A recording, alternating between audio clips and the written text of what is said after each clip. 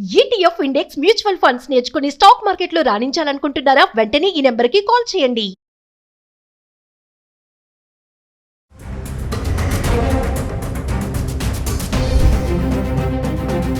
And as usual, the in-flight entertainment is not working. Leave in-flight entertainment. Calicut to landing stations. If I talk about this flight, it is also not working. I am really shocked to see the irresponsible behavior of this flight. I am actually shocked. मेरा बेटा जो 3 साल का है बेचारा पसीने में भीग चुका है.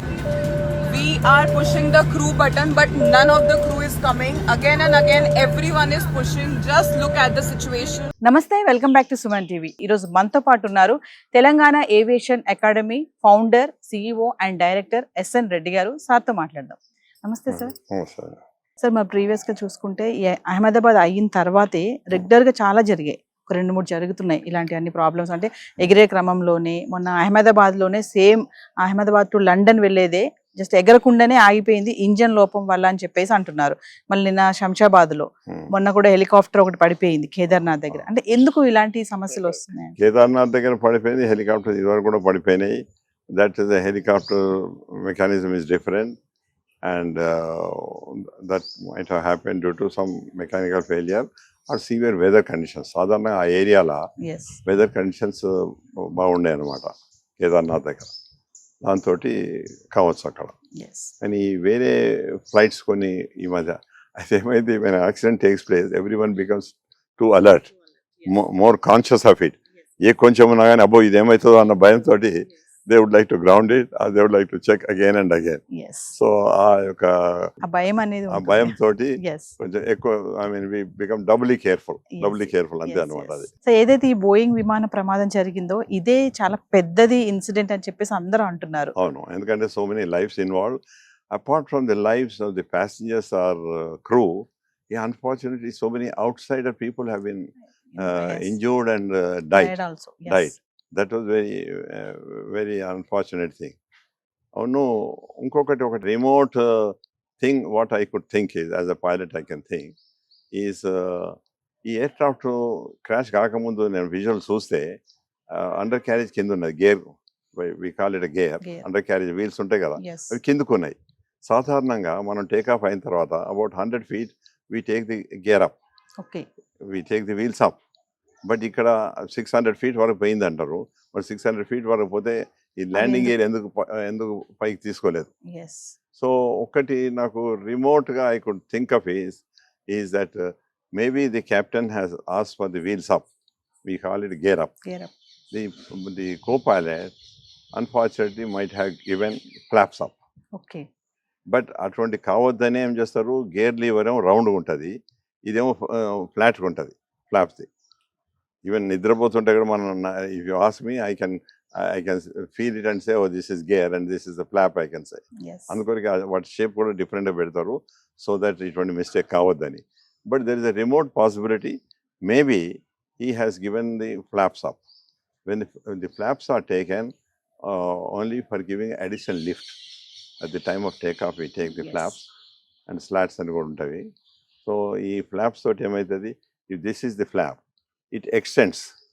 So this is the area is giving lift. Apart from that, the extended portion also gives lift. Additional lift.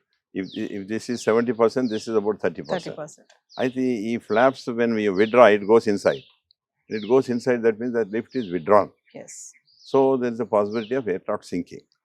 ఒకటేమో ల్యాండింగ్ గేర్ పైకి తీసుకుంటే దాంతో డ్రాగ్ ఉన్నది, ఇంకొకటేమో ఈ అడిషనల్ లిఫ్ట్ ఇచ్చే ఫ్లాప్స్ను మనం పైకి తీసుకున్నాం, ఈ దాంతో లిఫ్ట్ పోయింది, ఇక్కడేమో డ్రాగింగ్ ఉంది.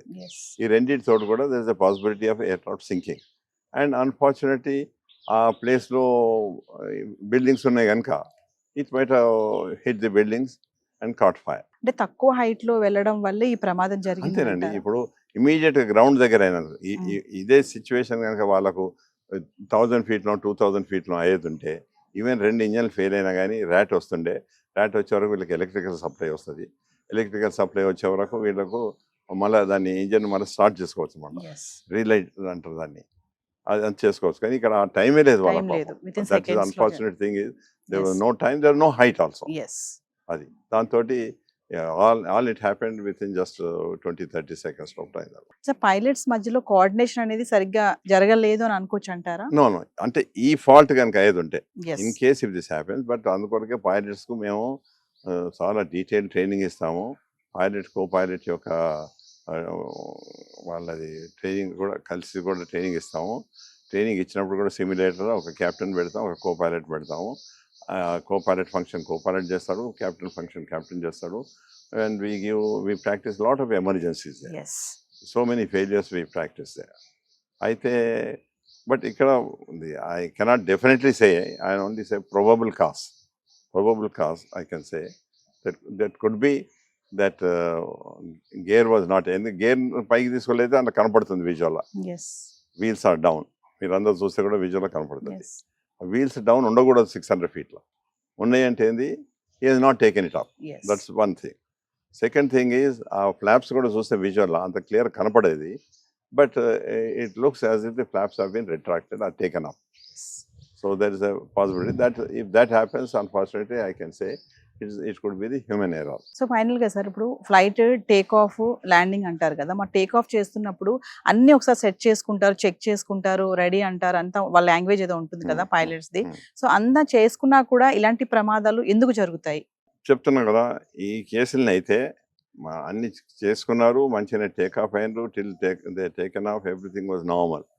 టేక్ ఆఫ్ అయిన తర్వాత ఫ్యూ సెకండ్స్ లోపల this problem has arise. Yes. So that has to be investigated thoroughly, and then only we will be able to find out what could be the actual reason it could be. Yes. If two engines have failed at that lower height, the pilot cannot do anything at all. Yes. He has got no time to do anything. Yeah. అదే కనుక 30,000 40,000 feet అయ్యేది ఉంటే rat వస్తుంది కిందికి, మళ్ళా దానికి electrical supply వస్తుంది.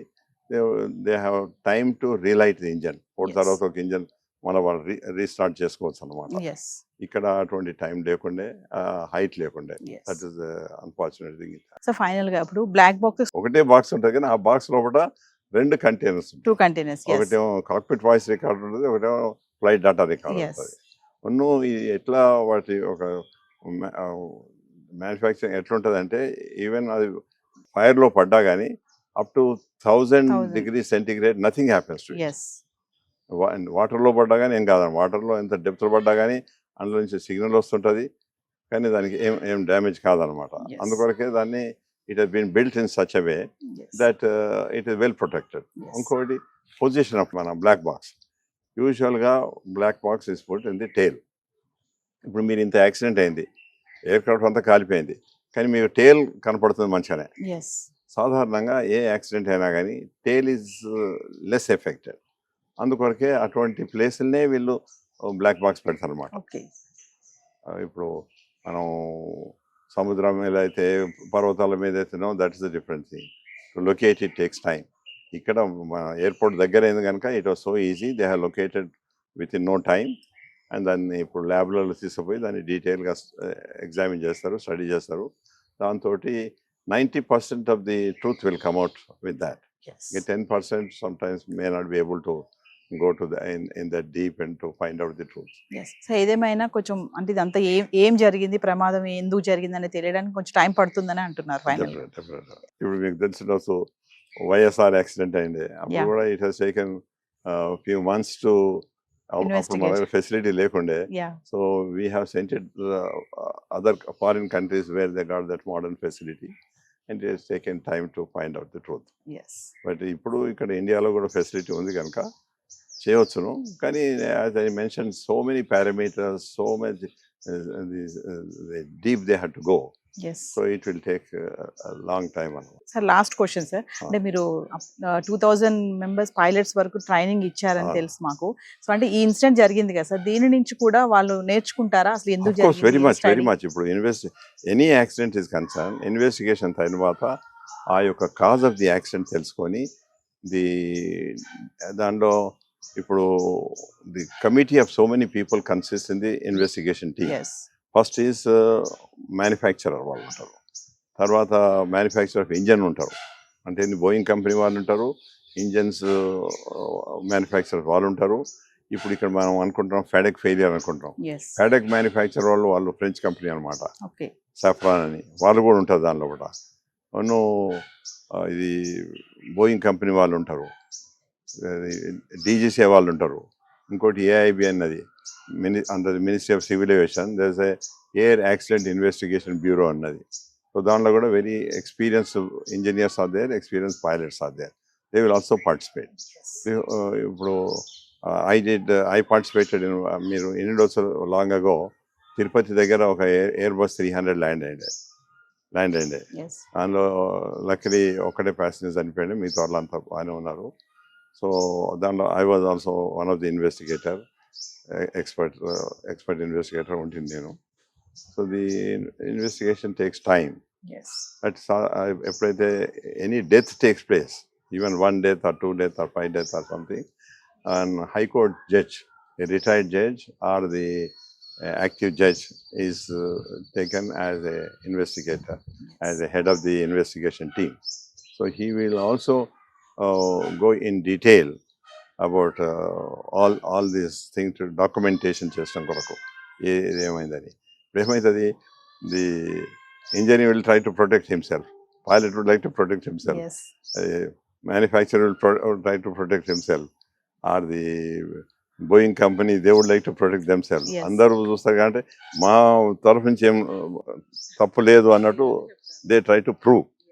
So అందుకొరకే టీమ్ ఆఫ్ ద ఇన్వెస్టిగేషన్ ఇప్పుడు మన దగ్గరనే కాకుండా ఇప్పుడు the Boeing company is American company where they manufacture these air craft.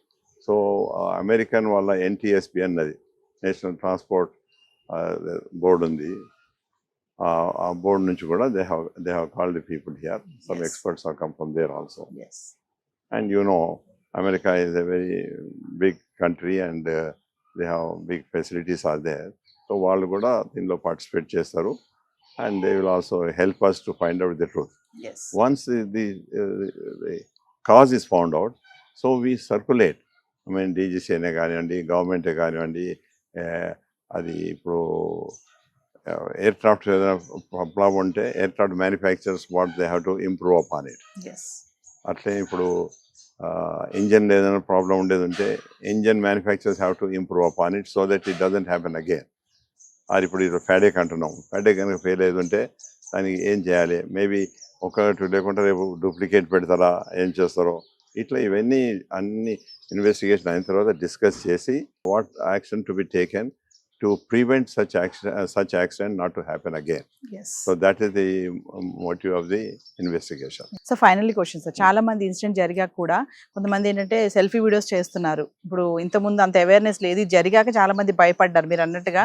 ఇంకా ఆ భయం అనేది, ఆ నర్వస్ అనేది చాలా మందిలో ప్యాసింజర్స్ లో ఉంది. వాళ్ళు ఏంటంటే సెల్ఫీ వీడియోస్ పెడుతున్నారు, ఇది పని చేయట్లేదు, అది పని చేయట్లేదు అన్నారు. మరి ఇలాంటి చెప్పినప్పుడు ఇమీడియట్లీ వాళ్ళు ఫ్లైట్ ని ఆపడం కానీ, అది ఏంటి అనేది సర్చ్ చేయడం కానీ ఇలాంటివి చేస్తారా నేను సార్? చెప్తాను. దీనిలో ఈ ఢిల్లీ నుంచి అహ్మదాబాద్ వచ్చే ఫ్లైట్లో కొంతమంది దానిలో పెట్టినరు, ఏసీ పని చేస్తలేదు, టీవీలు పని చేస్తలేవు, ఇదని పెట్టినరు అనమాట. ఎస్, దాని విషయం నేను ఏమంటానంటే, ఇవి ఇప్పుడు టీవీ పని చేస్తలేదు, that has got nothing to do with safety. Same thing AC పని చేస్తలేదు, ఏసీ పని చేయకపోవడం కాదు, it was not very effective. ఏమైందంటే ఇప్పుడు టెంపరేచర్ 30 degrees ఉన్నదనుకోండి, ఎవ్రీథింగ్ విల్ బి ఫైన్. ఇది టెంపరేచర్ అవుట్ సైడ్ 40 ఉందనుకోండి, 45 ఉందనుకోండి, so that cooler is not giving so much of coolness to reduce the temperature. So that happens. అయితే ఇప్పుడు పెద్ద ఎయిర్పోర్ట్లల్లో ఢిల్లీ, బాంబే, మెడ్రాస్ అటువంటి ప్లేస్లల్లో కొన్ని గ్రౌండ్ కూలర్స్ కూడా ఉంటాయి. గ్రౌండ్ కూలర్ దానికి అటాచ్ చేస్తారు. Yes. చేసేది ఉంటే that ads to the cooling. But అక్కడ పర్టికులర్ డే మరి ఢిల్లీలో అటువంటి యూనిట్ ఉందో లేదో, ఆరు ఉంటే కూడా ఇప్పుడు ఒక 10 ఎయిర్క్రాఫ్ట్స్ ఒకటిసారి వచ్చాయి అనుకోండి, 5 యూనిట్స్ ఉన్నాయి. Yes. They can only support the 5 aircraft, it cannot support all the aircraft. Yes. So that's also possibilities there. But however, I can 100% assure you that those small things has got nothing to do with the safety, and that cannot be a cause to this accident at all. Yes. Thank you, sir. Thank you.